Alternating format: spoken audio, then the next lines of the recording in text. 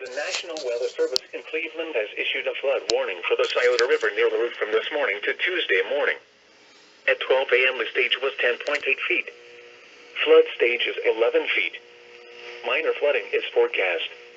The river will rise above flood stage by sunrise and rise to near 11.1 feet by this afternoon. The river will fall below flood stage by late tonight. At 11 feet, flooding occurs in agricultural areas near the river.